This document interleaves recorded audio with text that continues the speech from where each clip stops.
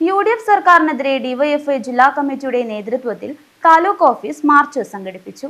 മദ്യമാഫിയകൾക്ക് കൊള്ളലാഭമുണ്ടാക്കാൻ ബജറ്റിൽ നികുതി ഇളവ് പ്രഖ്യാപിച്ചുവെന്നാരോപിച്ചാണ് മാർച്ച് സംഘടിപ്പിച്ചത്.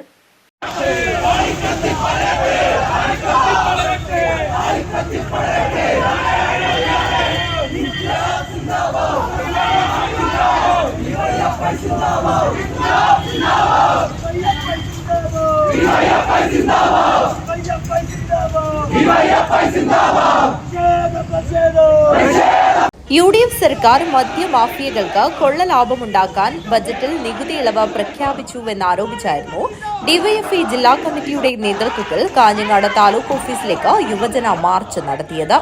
മാർച്ച് കാഞ്ഞങ്ങാട് സർക്കിൾ കേന്ദ്രീകരിച്ച് ആരംഭിച്ചു. മാർച്ച് ഡിവൈഎഫ്ഐ സംസ്ഥാന ജോയിന്റ് സെക്രട്ടറി രജീഷ് വെള്ളാട്ട് ഉദ്ഘാടനം ചെയ്തു. ഇതൊക്കെ കാണിച്ചുകൊണ്ട് ഉണ്ടായിരുന്ന ഒരു പൊതുവായ ജനങ്ങൾക്ക് മുന്നിൽ, പ്രത്യേകിച്ച് പുതിയ തലമുറക്ക് മുന്നിൽ നടത്തിയ ഒരു ഇമേജ് പൂക്കി സതീശനാണ്. ഒരു കാര്യം ഞങ്ങൾ പറയാം, BD സതീശൻ പൂക്കി സതീശനല്ല, BD സതീശൻ യു-ടേൺ സതീശനാണ് എന്നിവിടെ തെളിയിച്ചിരിക്കുകയാണ്. BD സതീശൻ സമീപകാലത്തെടുത്ത നിലപാടുകളിലൂടെ താൻ യു-ടേൺ സതീശനാണ്.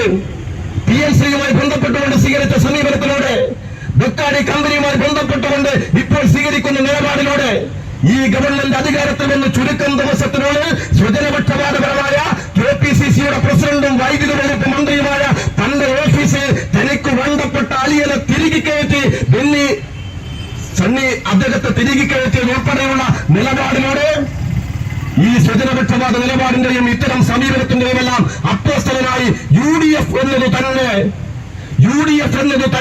യു-ടേൺ ഡെമോക്രാറ്റിക് ഫ്രണ്ടായി UDF ഇന്ന് കേരളത്തിൽ മാറുകയാണ്.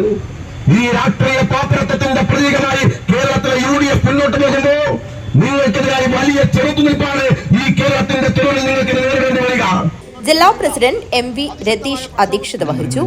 സാദിഖ് ചെറുകോളി, K കനേഷ്, നസറുദ്ദീൻ മലങ്കര, K മഹേഷ് എന്നിവർ സംസാരിച്ചു. V ഗിനേഷ് സ്വാഗതം പറഞ്ഞു.